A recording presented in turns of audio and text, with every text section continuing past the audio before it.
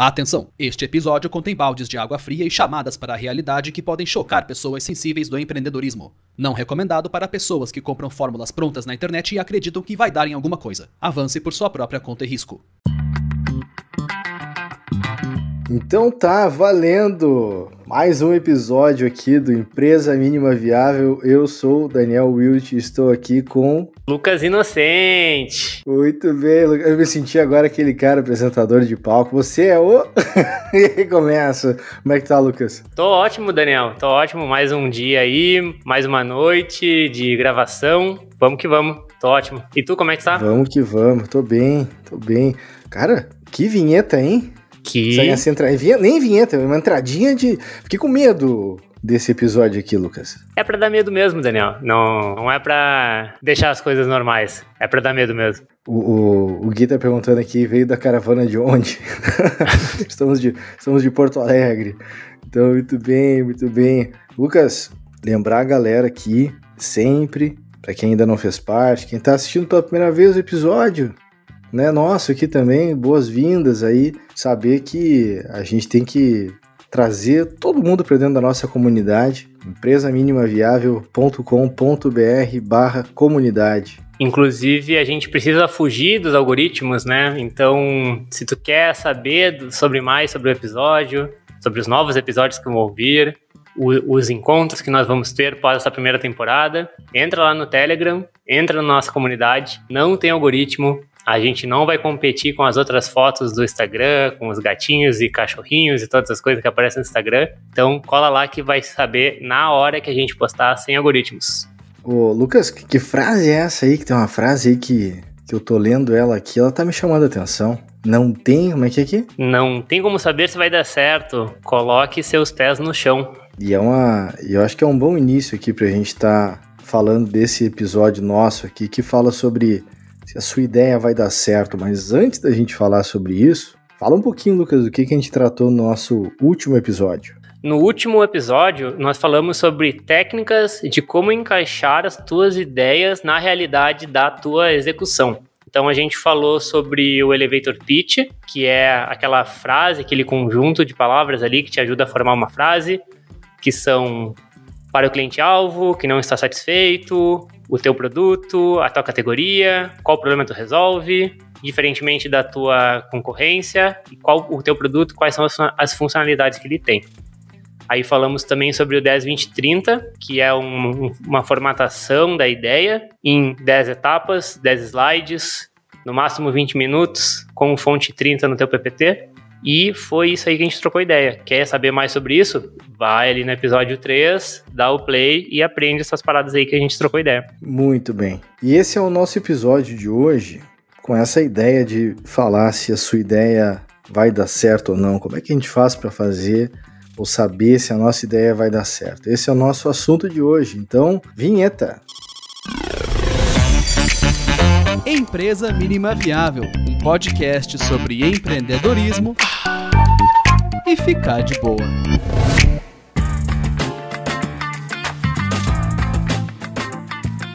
Luquinha, é o seguinte, a gente não é Steve Jobs, né? A gente não é assim, nenhuma mente brilhante capaz de criar unicórnios na primeira tentativa, né? Nem na segunda, nem na 10ª, sei lá em qual que a gente tá agora. um dia daqui a pouco a gente emplaca, faz a coisa acontecer. Mas aquela frase ali, cara, que tu tinha trazido aqui pra gente, que é, não tem como saber se vai dar certo, né? Coloca os pés no chão. Eu ainda considero que a maioria das pessoas vive num mundo mágico, onde o empreendedorismo é a salvação dos problemas e a chance aonde tudo vai dar certo, né? E eu acho que é importante a gente sempre reforçar isso com a galera, né? Que, cara, o normal é dar errado. O normal é não dar certo. E eu acho que essa coisa que a gente traz aqui, os pontos que a gente vai conversar, eles têm uma relação muito forte com isso. A gente começar a ter consciência de onde que a gente está. Então, por exemplo, qual é o ambiente que está ao seu redor, em que local que você está, em que tempo você está vivendo. Porque existe uma conjunção assim, de coisas para acontecer, né? De ter uma ideia e essa ideia ser útil para o contexto onde você está vivendo, dessa ideia ser útil para o tempo que a gente está vivendo. Então, de repente, alguém tem uma super ideia, né, de uma casa de eventos, e aí você está no meio de uma pandemia, não é um bom momento para lançar, né, um empreendimento que vai demandar que as pessoas se coloquem à prova da sua vida, né? Então dá para evitar algumas coisas assim. Mas essa coisa da consciência, eu acho que é um item bem relevante. Não é bem a coisa de dizer, não vou fazer então a minha ideia acontecer. Ela tem mais uma relação da gente saber da restrição que está presente e saber das oportunidades também que podem estar presentes, porque tem alguma coisa no local que você está que faz muito sentido de dar atenção e criar energia, né? É por aí. A gente começou falando sobre os pés no chão, né? E agora a gente falou sobre não sermos o Steve Jobs, e você que está ouvindo talvez não seja também o Steve Jobs, talvez uma reencarnação, mas acho difícil. É sobre essa consciência de saber quem a gente é, também a gente trouxe lá no primeiro episódio, Daniel, né? Quem a gente é, quem é você. Então, a partir dessa consciência de saber quem a gente é, onde a gente está, que a gente consegue saber o que a gente pode fazer que pode dar certo, né? Que seja relevante para o espaço-tempo, para a comunidade que tu tá, né? Comunidade em termos... Falando comunidade como se fosse um grupo, né? Talvez as pessoas da tua cidade, as pessoas do teu bairro, as pessoas que tu acompanha na internet, talvez artistas digitais, talvez músicos, né? A tua comunidade em si, as coisas que tu tá em volta ali. Então, quem que tá na tua volta, para quem que tu pode ser relevante, né? Acho que essa é a consciência que a gente vem falando, sobre não inventar algo muito miraboloso que tu não vai conseguir executar porque tu não conhece nada sobre isso, ou que tu não conhece ninguém que usa isso. Então, acho que esse é o ponto da consciência. Ter a consciência, quem que tu é, o que tu está fazendo, onde é que tu tá, que espaço-tempo, como tu falou ali, de pandemia, e quem é a sua rede, né? Acho que esse é o ponto que é importante. Interessante. Quando a gente fala de quem é a sua rede, né, tem esse pensar. Provavelmente você participa aí de alguma comunidade, algum grupo que você faz parte aí para networking, né, que você conversa, troca ideia, consegue ter indicações de serviços, indicações de potenciais clientes, consegue gerenciar e criar algum tipo de influência com as pessoas que estão com você nesse processo, né? E dessa rede também a gente acaba descobrindo pontos de apoio e pessoas que provavelmente você vai ter uma conexão que vai estar mais junto com você ali no dia a dia, né? Pessoas que você vai querer trazer para perto e vai ter uma atuação mais profunda, né? Então, às vezes a gente tem pessoas da nossa rede que servem como pessoas que a gente informa, e tem pessoas que fazem parte da nossa rede que a gente vai querer que elas façam parte dos projetos que a gente está criando. Se a gente for lembrar, né, Lucas, lá da Visão à Produção, um dia conversando com o Lucas, eu falei, cara, tu tem que escrever comigo esse livro aqui, cara, porque tu já viveu coisas aí, tu já tentou coisas, né, a gente já teve falhas o suficiente para poder trocar ideias sobre aprendizados que a gente teve ao tentar empreender, ao tentar criar empresas, enfim, e vale se compartilhar, né? E essa coisa também de quem são as pessoas que a gente vai colocar como próximas da gente. Às vezes, os familiares, depende, quais, né? Meus amigos, depende, quais pessoas amigas que você tem vão estar próximas de você, né? Mentores, quais mentores?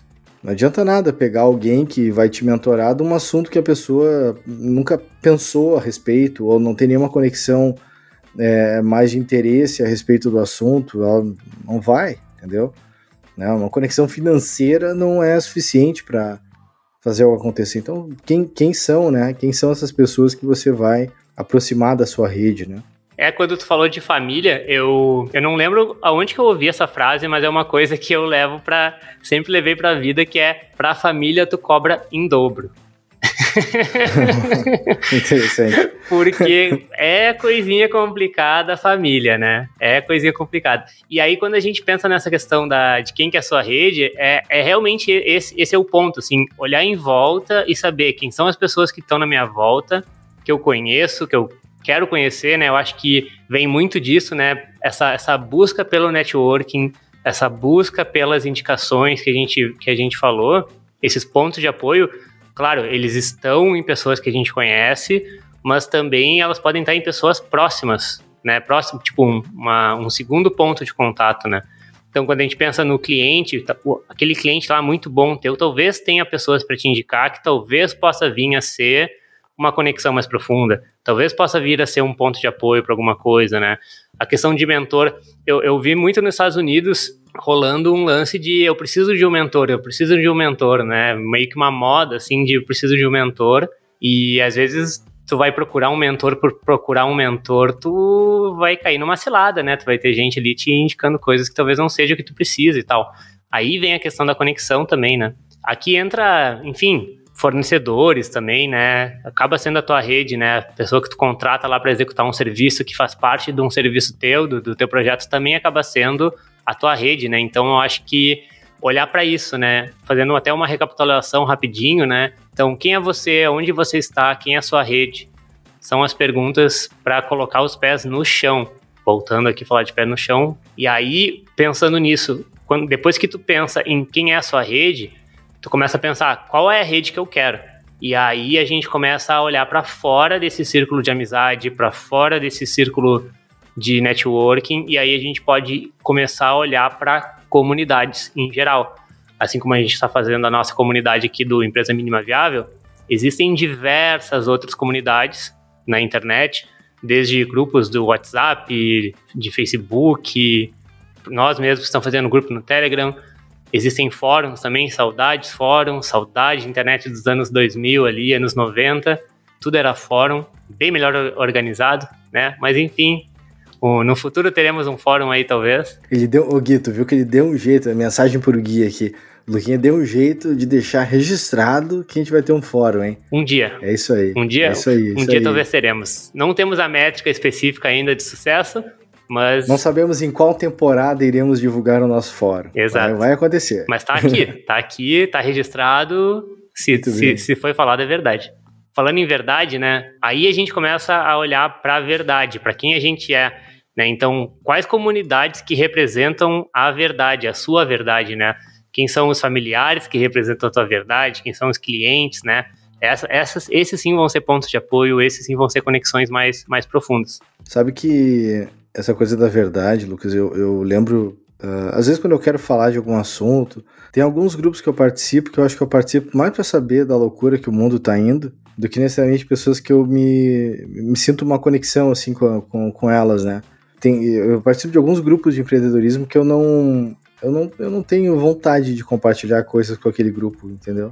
Às vezes estou ali para, de repente, alguém pede algum contato, eu consigo fazer algum apoio, né, de conexão, mas é como se eu não tenho vontade de contar as coisas que eu estou fazendo naquele grupo ali. E eu acho que isso é uma coisa bem interessante, assim, quando a gente começa a ver sobre quais grupos a gente quer ver a nossa mensagem ressoar, vamos chamar assim. Então, tem um ponto de relevância aqui que é com quem que você quer estar conectado. Se você está montando um projeto, esse projeto tem um assunto. Quem são as pessoas que falam desse assunto? Porque tem diversas pessoas aí que trocam ideias sobre isso. Mas quais são as que você quer estar próximo? Quais são as que você quer ter próximas de você, né? E essa é uma decisão para ser tomada, para ser revisada também de forma constante, mas ela muito cedo você começa a ver do tipo, esse pessoal aqui não me ajuda, né? Esse outro pessoal aqui me ajuda, me escuta, me complementa, né? Você acaba tendo um pouco dessa conexão presente, assim. E ao longo do tempo você vai encontrar e vai desenvolver a sua própria comunidade. E esse entendimento de quem é que vai estar ali fazendo parte dela. E é muito importante você desenhar muito bem quem é que você quer que faça parte da sua comunidade, porque ela também vai representar o seu crescimento. As próximas pessoas a entrarem na comunidade vão ser parecidas com as que estão agora. Então existe um trabalho também de garantir que o próprio modo, né, Lucas, como a gente divulga o nosso projeto, ele dá uma ideia de que quem é que a gente quer que faça parte desse projeto, quem é que a gente quer que se conecte conosco, né? A gente fala muito sobre impacto social, de representação, de causa, né? De presença com a comunidade local. Então, a gente não está falando de qualquer tipo de empreendimento, que a gente não está falando com qualquer tipo de pessoa empreendedora. Então, a gente deixa muito claro que o nosso podcast e o nosso jeito de pensar não é para todo mundo. E não é porque a gente é diferente, nem nada especial no mundo. A gente só está querendo se conectar com pessoas que têm essa mesma linha de raciocínio e de consciência que a gente está trazendo, né? Que é a nossa verdade, né? A gente não acredita nesse empreendedorismo de palco, a gente não acredita que as coisas são fáceis, a gente não acredita que existe uma fórmula que tu aplica e as coisas funcionam.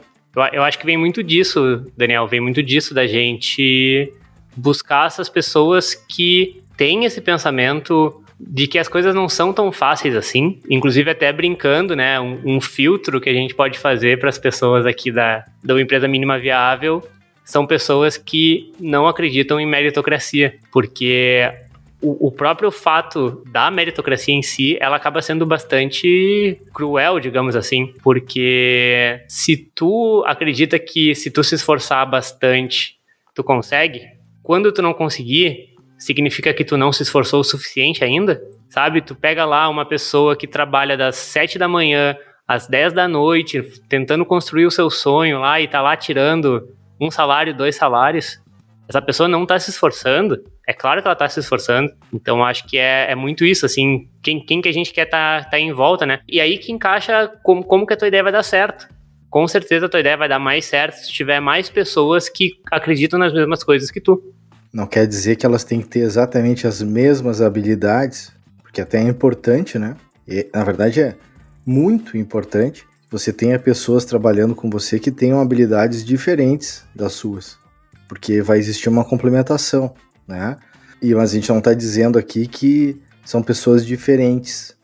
Elas têm habilidades que se complementam, mas existe uma consciência, existe uma conexão ali que faz com que aquela relação de sociedade, de parceria, como ela for estabelecida, ela tem um funcionamento de longo prazo, né?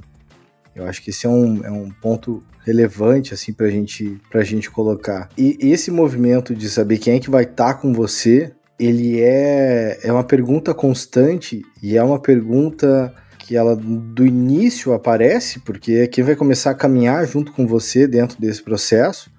Mas ao longo do tempo, dependendo do negócio que você está construindo, você pode ter contratação de novas pessoas, de repente novos papéis para a sua equipe, e a pergunta vai ser a mesma. Quem é essa próxima pessoa que vai entrar aqui no projeto e que vai fazer um determinado papel? Essa conexão vai ter que estar presente, senão a coisa não flui, entendeu? Então, esse pensar, essa causa, ela tem que ser comum, assim. Então, eu penso muito nisso, assim, nos projetos que eu participo, de ver o quão conectado eu tô com as pessoas que estão rodando comigo, né? E eu acho que eu faço essa pergunta, assim, porque eu já tive várias parcerias e sociedades que, depois de um tempo, eu não tinha vontade nem de ver as pessoas mais, entendeu?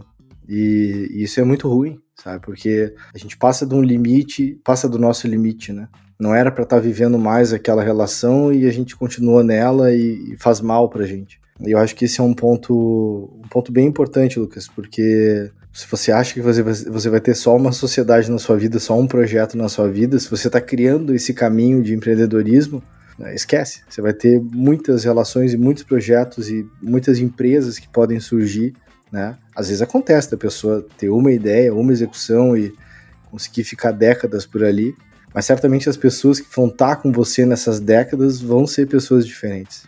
Então não muda.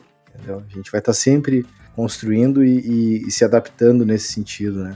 E eu queria, Lucas, trazer para a seguinte questão aqui. Até a gente vai falar mais disso mais à frente, mas o que podem ser as principais jornadas de conhecimento aqui? Eu fiquei pensando nisso, né? Que tipos de habilidades a gente poderia brincar um pouquinho aqui para as pessoas tentarem se ligar, né? Que habilidades são essas ou que lacunas são essas que podem aparecer no nosso dia a dia aqui? No dia a dia de uma empresa, a gente tem todas as áreas que uma empresa precisa para andar, né? Então, a gente tem marketing, a gente tem financeiro, própria coordenação do processo, né, dos fluxos de trabalho, a parte de gerenciamento e tudo isso para montar a estrutura da coisa que tu tá vendendo, né? Então, tipo, além de ter essas coisas padrões que uma empresa precisa ter, marketing administrativo, gestão, RH, né, porque imposto, né, toda essa parte burocrática também, tudo isso é a base para que tu consiga exercer a função, ou o produto, ou o serviço, que é o teu principal ali do que tu tá vendendo, né, do valor que tu tá vendendo, né. Uma coisa que tu comentou ali, Dani, sobre ser a primeira vez que tu vai fazer alguma coisa e vai dar certo, talvez tu até consiga se as outras pessoas que estiverem contigo erraram bastante e sabem te encaminhar para aquilo que tu realmente precisa, né? Porque sozinho, fazendo tudo sozinho, eu não conheço ninguém que acertou nada de primeira. Então, tipo assim, a pessoa fez um curso e fez lá um negócio de primeira, acertou, beleza, mas ela fez um curso. Ela estava lá e conseguiu um sócio e entrou no primeiro projeto milionário. Beleza, o sócio errou 20 vezes antes. Essa questão, assim, de quem que tá ali para suprir a tua falta de conhecimento? Quem que tá ali para suprir, né, a tua falta de experiência, principalmente? Até pensando nisso, ó, tu comentou aí de cursos. Eu te comentei uma vez de um curso que eu fiz, onde ao final do curso, eu fui chamado e me disseram, né, que, cara, tu viu como é que tu exerceu tua liderança nesse curso, né? E eu não tinha noção do que eu tinha feito. E ali foi a primeira vez que alguém me disse assim, tu tem um lance aqui de liderança, só que a tua liderança não é a tradicional, é um outro jeito. Tu nem vê o que tá acontecendo e as pessoas estão te seguindo, tu tem que se ligar nisso, pro bom e pro ruim. Isso eu tinha 19 anos, Lucas, quando me disseram isso. Eu falei, caramba, tá bom, eu descobri um poder que eu não sei como é que eu vou usar ele ainda, mas eu tenho que me ligar que ele tá aqui dentro, entendeu? E isso era um curso. A única conexão que eu tive naquele curso ali... Isso aí é na era Vargas, Daniel? Na era, deixa eu pensar aqui, isso era 1998. Ah, não é tão longe, não. 1998, e aí, cara... A única conexão que eu tive daquele curso, a pessoa que eu lembrava, eram das pessoas que deram um curso. E depois, acho que era 2007, eu estava numa outra empresa e fui fazer um curso de conflitos, gestão de conflitos, acho que era uma coisa assim. E eram as mesmas psicólogas dando aula, cara. Caramba! E elas se lembraram de mim. Aí sim. E aí eu falei, caceta, que coisa. E elas se olharam e falaram assim, viu, a gente tava certo? Daí eu, pá, tá louco, meu? Tudo bem? Muito bom. Mas, sabe o que eu lembrei agora, cara? E até antes da gente entrar aqui, eu fiquei pensando aqui em tentativa e erro, ciclos, né, que a gente vai vivendo. E essa palavra, né, conflito. Tem gente que fala que conflito é bom, né? Ou conflito é ruim. Mas eu tava ouvindo hoje uma fala de uma pessoa que fala muito sobre comunicação não violenta, o Dominic. Claro. Que é uma das referências aqui no Brasil sobre o assunto. Instagram, Contato Dominic. E ele estava falando sobre conflito e ele falou o seguinte, a questão da vivência de um conflito, ela se torna positiva quando tu tem uma rede e um ambiente que sustenta a possibilidade de falar sobre aquelas coisas. E aí eu fui concluir o seguinte, cara, que não é que eu era contra conflito. Eu era contra viver um conflito num lugar onde eu não tinha espaço. Eu não tinha apoio, não tinha suporte para aquilo. E aí volta para como é importante a gente ter uma rede conosco. Porque daí a gente vai poder falar dos nossos conflitos, a gente vai poder... às vezes ter apoio para mediar algum conflito que está tendo entre sócios, entre pessoas de uma empresa, porque tu vai ter constituído uma rede que te dá esse apoio, te dá esse suporte para que tu possa refletir e fazer.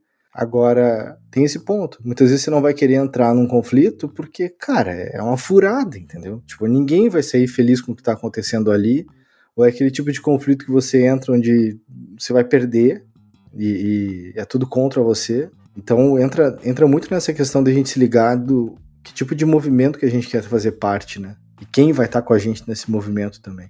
Com certeza, porque agora que tu falou, eu percebi que são muitas camadas. A gente está falando aqui de marketing, a gente está falando aqui de financeiro, mas o que tu trouxe é uma outra camada, né? Uma camada social, digamos assim, né? Uma camada de relacionamento, de afeto que tu, querendo ou não, acaba trocando ou tendo que trocar com as pessoas que estão junto contigo no teu dia a dia. Porque se a gente for parar para pensar ali numa empresa, né, 8, 9 horas por dia de trabalho, contato, de afeto, de troca de afeto, querendo ou não, e esse afeto pode ser positivo, que vai te ajudar a resolver os conflitos, ou pode ser negativo, que vai te atrapalhar nessa condução dos conflitos, né? Além do marketing, além do financeiro, tem todo o relacionamento, né, entre as pessoas, que é muito importante para o sucesso de qualquer projeto, porque não tem como tu fazer um projeto de sucesso, uma empresa, com pessoas que não se dão bem, não tem como. É um trabalho em time, é um trabalho em equipe, né? Se tu tem a melhor zaga lá, vamos falar de futebol, se tu tem a melhor zaga e tá lá discutindo, os zagueiros estão discutindo, cara, vai bater cabeça no cruzamento e vai tomar gol. E quem tá ali, né, junto, mediando também essa pessoa num cargo de gestão, é muito importante também que essa pessoa tenha essa visão de resolução de conflito também. Mas não de resolução de conflito na questão de botar pano quente, né? É resolução de resolver, ir à raiz do problema e tentar resolver, né? Esse é o grande ponto, de resolver, não de querer saber quem tá certo. Isso, eu falo que é encontrar o erro e não o errado. Olha, até o Gui tá dizendo pra gente fazer um resumo desse bloco, mas assim, o pessoal que tá assistindo a gente, vai dar errado. Algumas vezes. Algumas vezes. Mas uma hora vai dar certo. Uma hora vai dar certo. Então assim, depois da volta do nosso break, a gente vai falar sobre como minimizar o risco, mas aqui já é uma primeira dica. Cuida de quem você está se cercando. Garanta que são pessoas que têm espaço para conversar com você, que têm a presença para poder construir uma relação empreendedora e um cuidado, né, dessas coisas que a gente está dizendo, né? Mas eu acho que o grande lance é esse, viver com o pé no chão e buscar isso, né? Pé no chão, coração atento, olhos abertos. Gui, solta o break aí para nós então. Oi. Lucas Inocente aqui na voz. Tu sabia que eu tenho outro podcast? Esse podcast, por um acaso, tem o nome de Sabe de Nada Inocente. Então pega tua toalha e vem comigo trocar ideia em cima da pergunta que tem a resposta 42. Sabe do que eu tô falando? Não? Ficou curioso? Então procura aí no teu player de podcast preferido por Sabe de Nada Inocente e vamos juntos nessa aventura. E obrigado pelos peixes.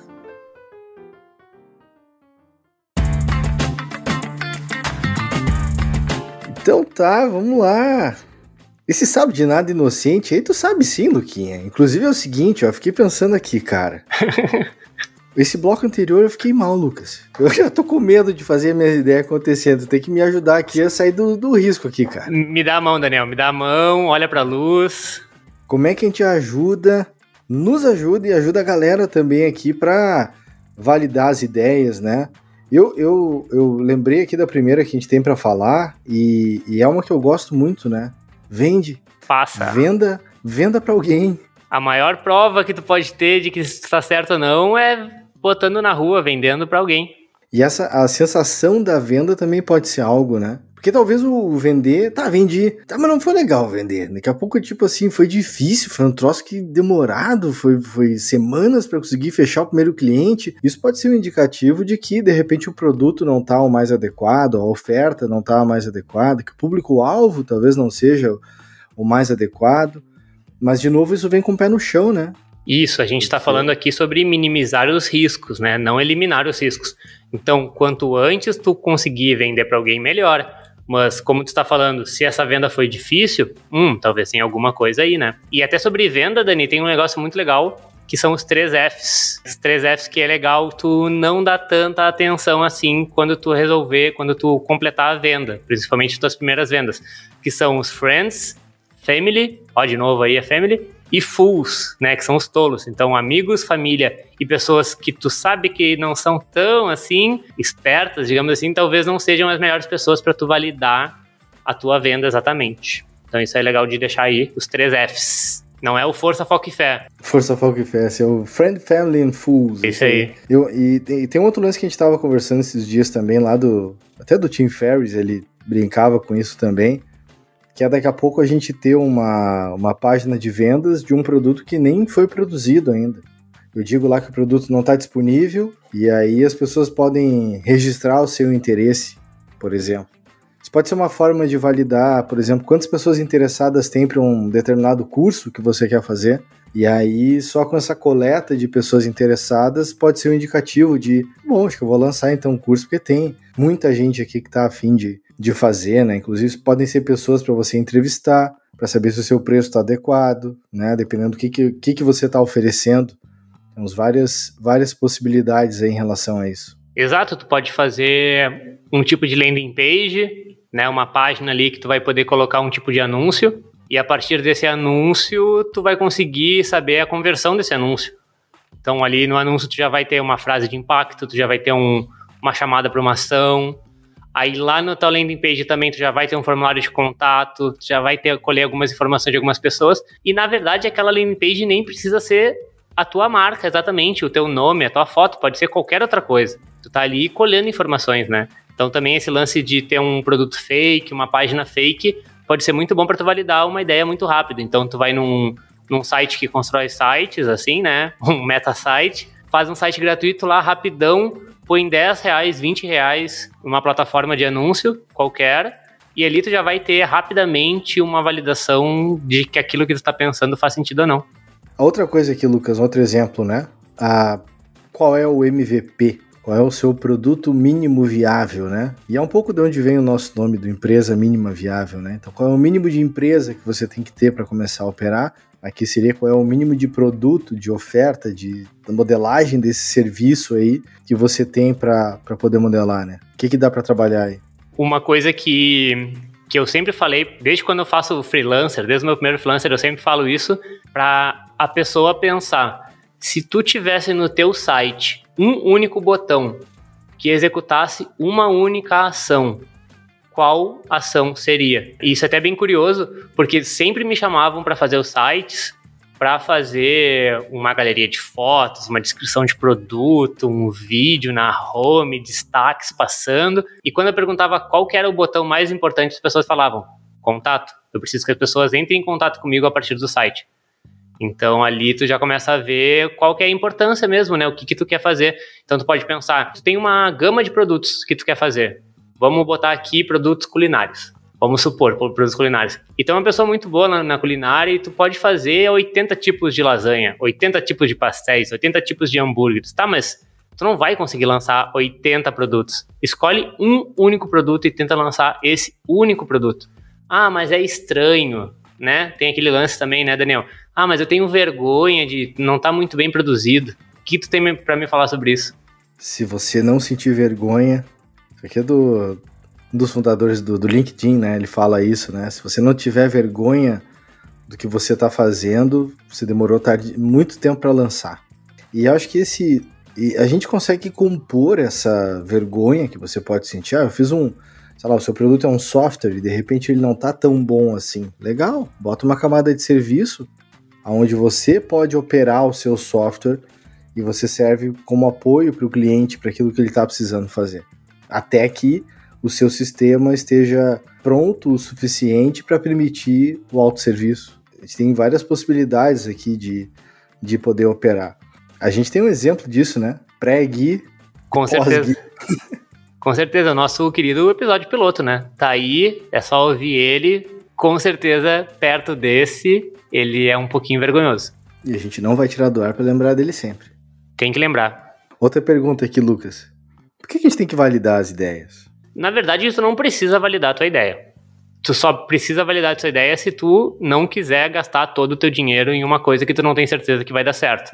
Dinheiro aqui a gente pode colocar dinheiro, recurso, tempo. Então, por que tu precisa validar a tua ideia?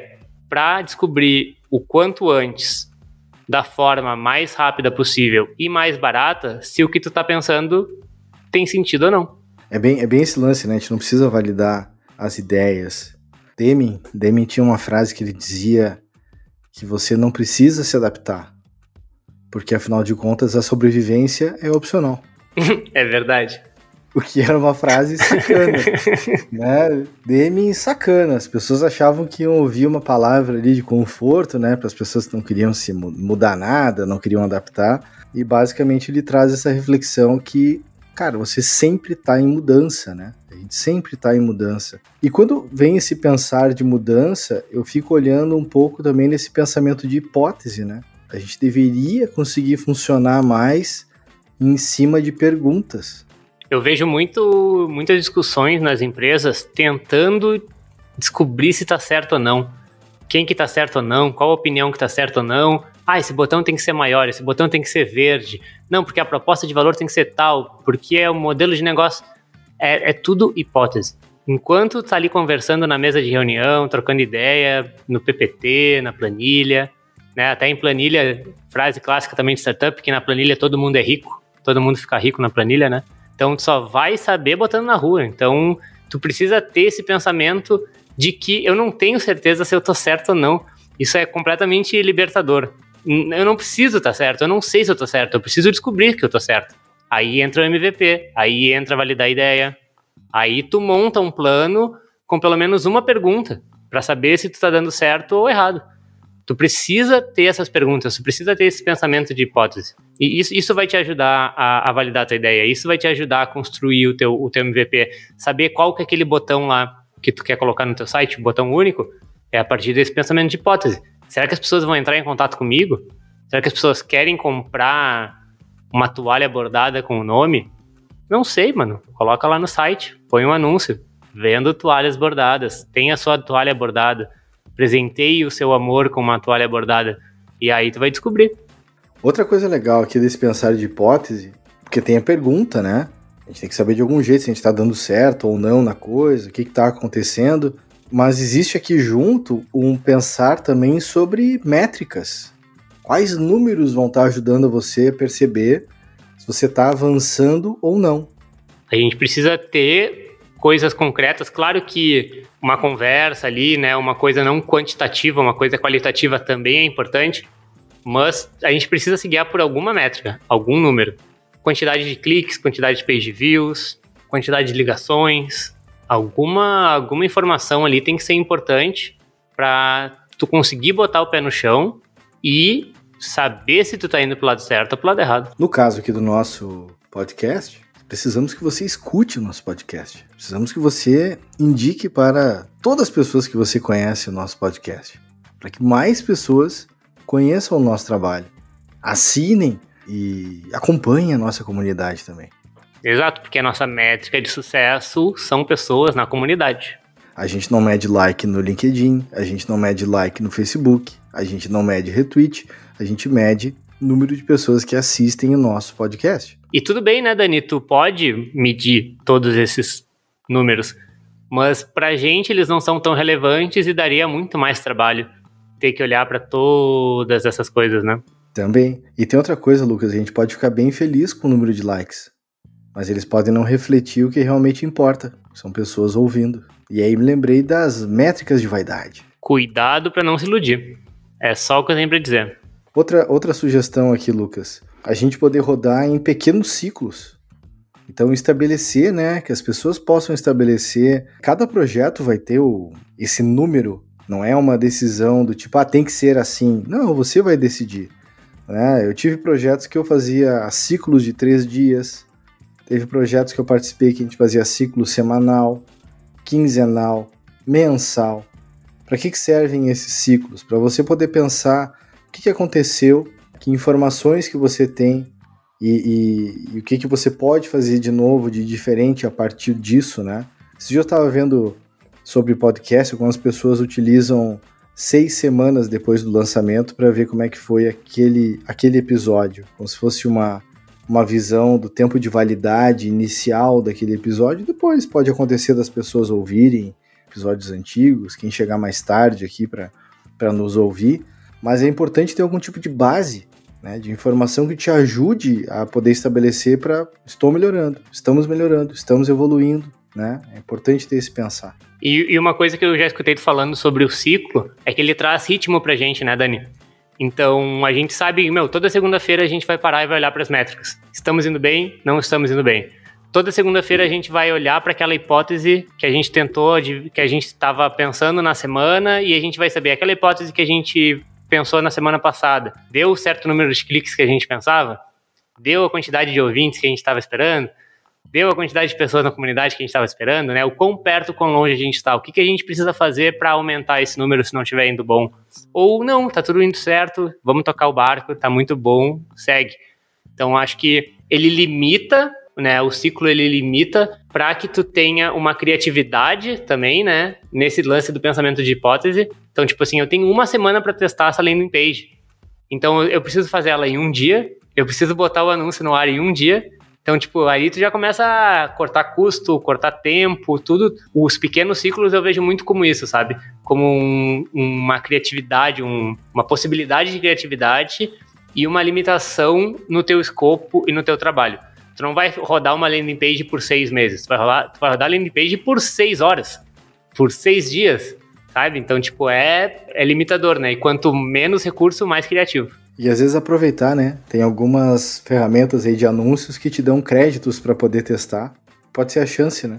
Créditos que vencem daqui a 30 dias. Então aproveita e utiliza eles para poder fazer algum tipo de teste em relação ao que você já tem disponível, né? O construir, medir e aprender é um ciclo, né? É o ciclo de aprendizado, é o ciclo de novas perguntas, é a possibilidade que a gente tem de estar trabalhando bastante forte nisso, assim. Bom e velho Lean Startup, a gente poder sempre ter perguntas que nos levam a algum tipo de construção, o mínimo necessário para poder validar, e a partir desse aprendizado, que pode dar certo ou errado, a gente decide se persiste ou se a gente troca aquilo que a gente está fazendo. Esse lance de minimizar o risco, a gente tem um jogo de até onde vamos, né? A gente poderia chegar aqui para as pessoas e dizer: faremos 366 episódios do Empresa Mínima Viável, mas não.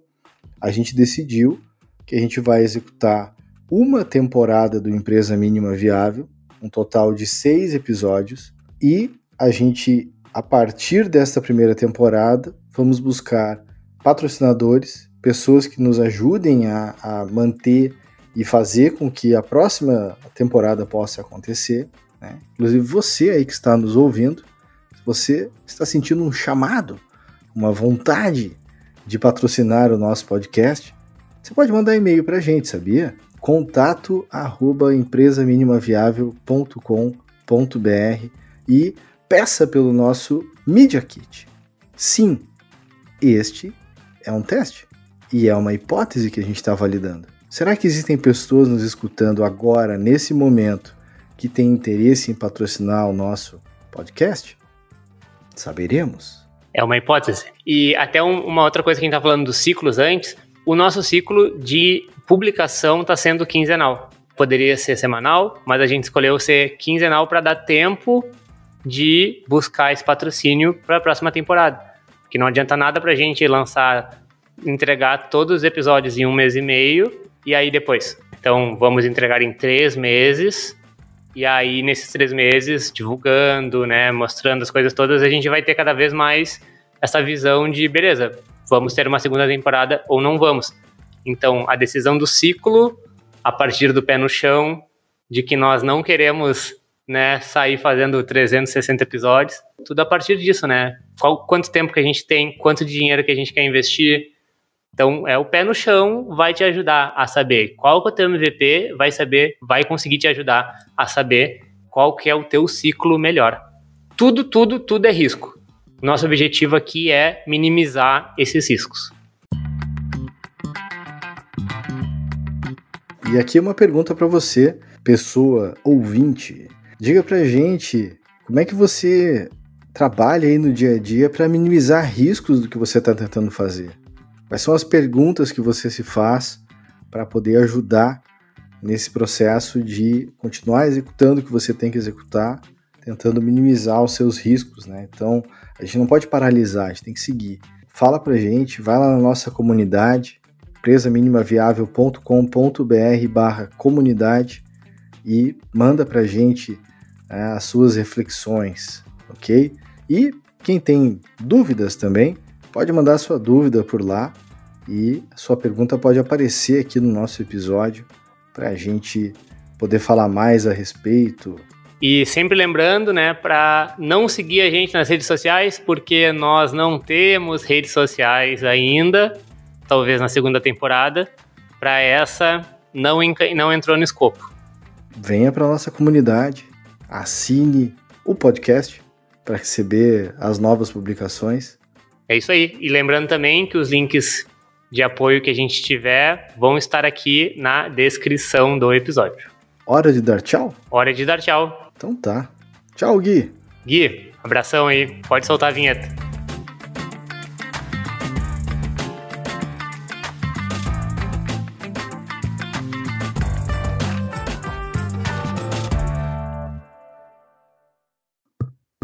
Aí. Ô, Lucas, tá gravando ainda? Tá gravando, Daniel? Acho que tá. Ô, meu, lembrei de umas coisas que a gente não falou. Qual que é a nossa hipótese pra galera se ligar e nos ajudar também? É verdade, a gente falou antes ali, né? A ideia que a gente tem é 250 pessoas na nossa comunidade no final da temporada. Essa é a nossa hipótese. Então a gente entende que a gente vai ter 250 pessoas nos ouvindo enlouquecidamente. Alucinadamente. E aí também o seguinte, ô Lucas, eu tava lembrando aqui, cara, de uma coisa a gente falou, chamou de fora de série, mas fiquei pensando de histórias de pessoas que na teoria deram muito certo, ou deram muito errado, ou depois deram certo. Fiquei pensando nessas histórias que às vezes a gente acha que a gente é derrotado e às vezes o sucesso tá no fazer, né? Ou no que vem depois do fazer. Posso falar a primeira história pra ti? Profundo, pode falar. Olha só, Amanda Palmer. Amanda Palmer tem uma TEDx Talk muito famosa chamada sobre a arte de pedir. Amanda Palmer tocava numa banda e ela teve o contrato da banda dela meio que cancelado ou não renovado porque só vendeu 20 mil discos. E aí então a gravadora tirou esse contrato dela. Tempo depois ela fez uma campanha de crowdfunding numa plataforma chamada Kickstarter. Foi a primeira campanha de crowdfunding a passar de 1 milhão de arrecadação. Sabe dizer quantas pessoas ajudaram a campanha, Lucas? Posso tentar adivinhar? Adivinha? 20 mil? Aham. E aí ela se tornou um sucesso através desses projetos de crowdfunding e hoje ela tem, sei lá, mais de 10 mil pessoas que acompanham ela no Patreon, que é uma outra plataforma de crowdfunding recorrente, e eu sou um deles. Então ela tá lá e a gente apoia para que ela faça o que ela faz, que é a arte dela, né? A escrita, a música e assim vai. Mas nota como às vezes o teu fracasso também é o teu sucesso, né? Porque na verdade a tua comunidade é que te faz forte. Me lembrou agora também do exemplo do Gumroad, que também é uma startup voltada para fazedores, né? Criadores de conteúdo. E o cara conta a história dele num post. E era uma coisa parecida, assim, ele tava faturando $200 mil, $300 mil, sei lá, e era um fracasso. Porque como ele tava com um investidor, né, queria 3 milhões, 30 milhões e tal. E aí ele teve que fazer toda uma movimentação de comprar as coisas de novo e tal, e hoje tá aí bombando, como sempre teve, né. Então também esse fracasso aí também tem que cuidar. Falando em criadores aí, mais um exemplo, temos um outro criador chamado Jack Conte, que é o CEO do Patreon, que é uma plataforma de crowdfunding. E o Jack tem uma história de um vídeo que ele produziu, que ele fez uma baita de uma produção com um vídeo, ficou muito tempo fazendo edição e tudo mais, publicou esse vídeo no YouTube e teve lá uma quantidade de visualizações interessantes, vamos chamar assim, mas o rendimento financeiro que ele teve foi muito pouco. E ele ficou pensando naquilo, do tipo, puxa, qual é o outro jeito de fazer isso, né? E ali começa a brotar essa ideia de fazer o Patreon como uma plataforma que apoia as pessoas que estão em constante criação, né? Hoje ele toca 2 bandas, que são bandas que estão presentes no Patreon, né? E ele consegue apoiar todas as pessoas, os músicos, né? Os musicistas ali que fazem parte, que cantam, que tocam as músicas que são produzidas, usando esse apoio dessa comunidade. E está presente nas plataformas digitais e tudo mais, mas o processo muda, né? Porque a comunidade apoia para que a pessoa faça, continue fazendo o que ela faz. A comunidade não apoia pela próxima coisa que ela vai fazer. A comunidade apoia para que a pessoa continue fazendo o que ela faz. E não se preocupar com a questão financeira para poder produzir e criar. Então o Patreon nasceu do fracasso de financiar. De ver o próprio trabalho meio que, tá, e aí, vou ter que me ferrar desse jeito para fazer isso daqui, para esse ganho não tá sendo meu, né? Fica para quem tá anunciando, fica para um monte de gente. Como é que eu consigo conectar com a minha comunidade, com quem me apoia agora, né? Não necessariamente uma história de fracasso, né? Mas é uma história mais de sucesso mesmo, assim, dá pra dizer, que eu li no livro Fora de Série, que tu tinha comentado, que é sobre o Bill Gates. Então, a história toda do Bill Gates é, tipo assim, ele precisava ser o Bill Gates, sabe? Ele nasceu pra isso, assim. Tipo assim, ele foi colocado numa escola de elite, bem jovem, porque ele tava entediado nas aulas, aprendia tudo muito rápido. E essa escola de elite, isso era na década de 70, então nessa escola de elite tinha um computador. A galera comprou um computador lá, Clube das Mães, faziam umas feiras, assim, essas coisas de escola americana de filme, assim. Ele foi colocado numa escola que tinha um computador, que tinha um clube de programação, isso nos anos 70. Então, tipo assim, ele também morava perto da faculdade, de uma faculdade que tinha mainframes, que tinha computadores que ele poderia usar. Então, ele conseguia ir a pé para a faculdade. Inclusive, ele fugia de madrugada para ir fazer programação, para estudar programação, fazer código. Então, tu vê que é uma pessoa que realmente queria muito aquilo e estava muito perto dessa situação de conseguir fazer. E tem uma coisa curiosa também no livro que ele fala, que se tu tivesse nessa época, nos anos 70, e fosse um pouco mais velho do que ele era, provavelmente ele estava trabalhando para a IBM, porque é o que todo mundo fazia, estudava programação e trabalhava para a IBM. E se ele estivesse trabalhando na IBM, ele não teria a visão computacional do computador pessoal, do computador de uso pessoal. Ele estaria pensando em mainframes, estaria pensando em grandes máquinas. Então, além dele ter tido toda a oportunidade, todo o privilégio, né, de poder estar perto da faculdade, de ter o apoio dos pais serem ricos e colocar ele numa escola de elite, ele ainda tinha a idade certa para ter a visão do computador pessoal, de não estar tão afundado numa coisa corporativismo, assim, né? Para poder pensar nisso que até hoje todo mundo usa aí, né? O Windows e, enfim, todo o conceito. Não adianta só tu ser muito esforçado, não adianta muito tu ter pais ricos e tal, ter o apoio, tu precisa nascer no momento certo também, né? Também. E aquela visão que a gente já falou, né? Do Quick and Dirty OS, que eles tiveram a chance de adquirir e fizeram daí o produto virar o MS-DOS e o resto é história a partir disso daí, né? Exato. Essa coisa do privilégio é bem interessante de se ligar aqui, né? Ele tinha oportunidades aqui de falhar, quer dizer, ele não tinha uma preocupação exatamente de dar certo, vamos chamar assim, mas ele já tinha muita coisa que levava ele à frente de muitas outras pessoas, né?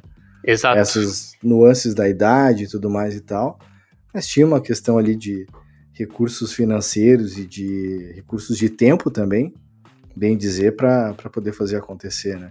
Gostei.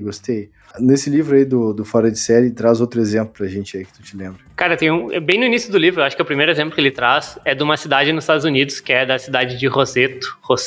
Eles começaram a pesquisar essa cidade porque ela tinha a menor taxa de infarto do país inteiro. E aí foram médicos, foram várias coisas lá descobrir, né, fazer pesquisas e tal, e eles não encontraram nada. Pesquisaram nessa cidade e não encontraram nada. Só que essa cidade, ela era, não sei se 100%, mas quase 100%, de imigrantes do interior da Itália, de uma cidadezinha lá do interior da Itália. E essa galera, ela era muito forte entre eles, a comunidade deles era muito forte. Então tinha um padre lá que quando tu chegava na cidade vindo da Itália, ele já te dava um emprego, já te dava algum curso de alguma coisa que tu precisava saber. Então todo mundo na cidade compartilhava conhecimento, todo mundo na cidade era meio como uma cidade de interior, assim, todo mundo se conhecia e se ajudava. E ali, por tu ter todas as oportunidades, tu se estressava muito menos, se alimentava muito melhor, toda a situação de uma forma holística trazia essa saúde para quem morava lá. Então, até nisso a tua comunidade é importante. Eu fiquei pensando aqui outras coisas desses acasos, né, que as coisas acabam acontecendo. Eu lembrei da história das Apos, né, o pessoal meio que montou esse e-commerce, mas eles não tinham exatamente ainda um estoque dos sapatos que eles vendiam, né? Então eles arrecadavam os pedidos e eles tinham como referência uma loja que ficava próximo desse local onde eles estavam. E nos primeiros movimentos das Apos, essa loja era o estoque, também meio que a tabela de preços que eles utilizavam para validar o processo deles.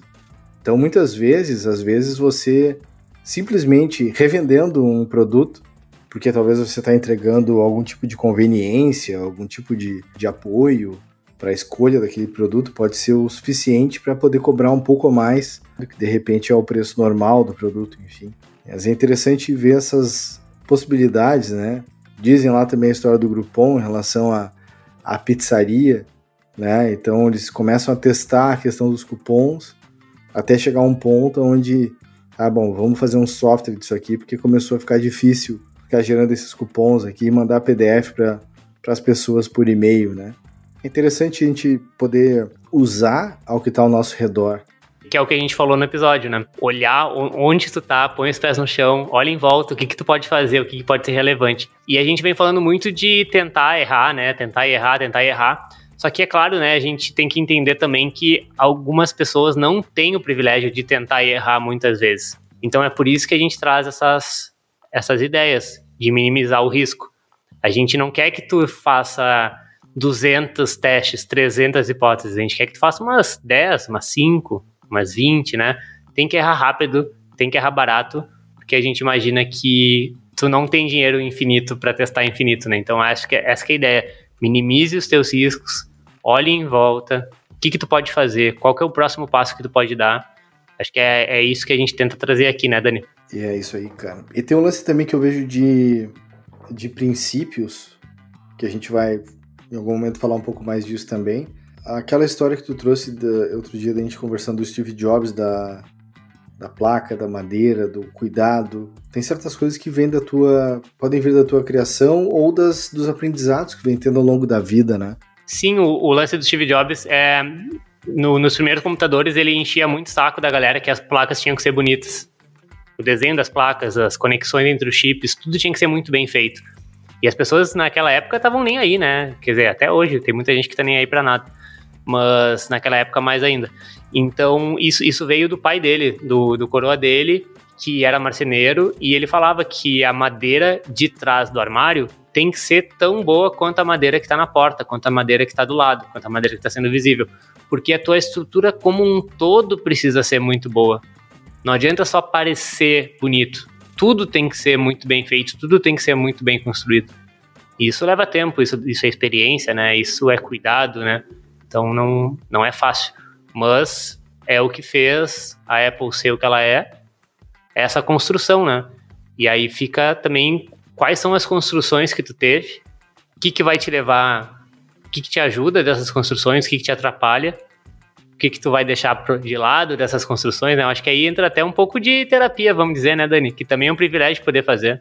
No mínimo, você tem que ter a sua rede de apoio e poder ativar essa rede de apoio para poder ter momentos de escuta, momentos de troca, momentos de apoio para você poder evoluir, né? Refletir sobre o que está acontecendo. Esse é o jogo. É isso aí. E agora sim a gente terminou. É isso aí então, agora dando tchau de verdade pro Gui e tchau pra ti também, Dani. Muito obrigado por mais esse episódio e obrigado a todo mundo que tá ouvindo também. Até a próxima. Valeu!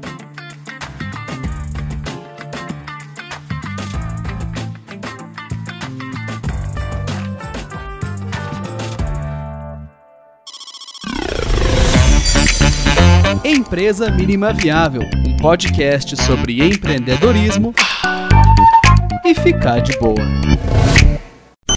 Rádio Trama. Radiotrama.com